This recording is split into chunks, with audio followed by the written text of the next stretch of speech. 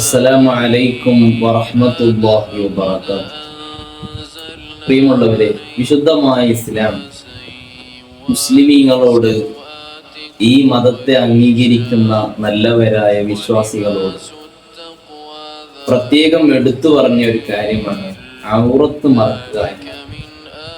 നഗ്നത മറക്കുകയും അത് പ്രദർശിപ്പിക്കാതിരിക്കുകയും അത് സംരക്ഷിക്കുകയും സൂക്ഷിക്കുകയും ചെയ്യുക എന്നത് വിശ്വാസത്തിന്റെ പ്രധാന ഭാഗമാണ്. നമ്മളൊക്കെ സ്ത്രീകളുടെ ഔറത്തിനെ കുറിച്ച് വാചാലമായി പറയാറുണ്ട്. നമ്മുടെ ഭാര്യ, പെൺകുട്ടികൾ, നമ്മുടെ വീട്ടിലുള്ള സ്ത്രീകളുടെ ഔറത്ത് മറക്കാൻ കൽപ്പിക്കുകയും മറക്കാത്തവരെ ആക്ഷേപിക്കുകയും അവരെ ശിക്ഷിക്കുകയും അല്ലെങ്കിൽ അവരോട് ഗൗരവത്തിൽ വിഷയങ്ങൾ ഓർമ്മപ്പെടുത്തുകയും ഒക്കെ ചെയ്യുന്നവരാണ് നമ്മൾ. എന്നാൽ പുരുഷന്മാര് ഔറത്ത് മറക്കേണ്ടതില്ലേ? വിശുദ്ധമായ ഇസ്ലാം പറയുന്നു, പുരുഷന്റെ മുട്ടുപൊക്കിളിന്റെ ഇടയിലുള്ള ഭാഗം ഔറത്താണ്. നിസ്കാരത്തിലും അല്ലാത്ത സ്ഥലങ്ങളിലൊക്കെ ഔറത്താണ്. ആ ഭാഗം പുരുഷൻ പൂർണ്ണമായി മറക്കൽ നിർബന്ധമാണ്. തന്റെ ഇണക്കല്ലാതെ മറ്റൊരാൾക്കും ആ ഭാഗം കാണാൻ, സ്പർശിക്കാൻ അവസരം നൽകാൻ പാടില്ല. ഞാനിത് പറയുന്നത് പുതിയ കാലത്ത് ചെറുപ്പക്കാർക്കിടയിൽ, യുവാക്കൾക്കിടയിൽ ഇതൊരു ട്രെൻഡായി മാറിക്കൊണ്ടിരിക്കുകയാണ്.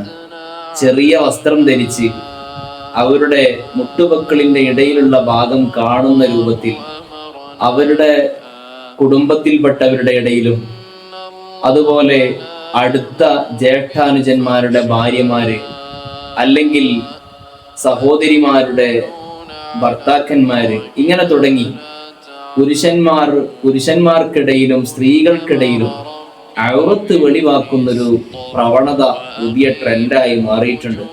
ഒരിക്കലും ചെയ്തു പോകാൻ പാടില്ല. ഇസ്ലാം കർശനമായി അത് നിരോധിക്കുന്നു. ഹബീബായ റസൂലുള്ളാഹി സ്വല്ലല്ലാഹു അലൈഹി വസല്ലം തങ്ങൾ സ്വഹാബത്തിനെ പ്രത്യേകം വളരെ ഗൗരവത്തോടെ ഉപദേശിച്ച ഉപദേശമാണ്, ഒരു കാരണവശാലും നിങ്ങളുടെ ഔറത്ത് വെളിവാക്കാൻ പാടില്ല.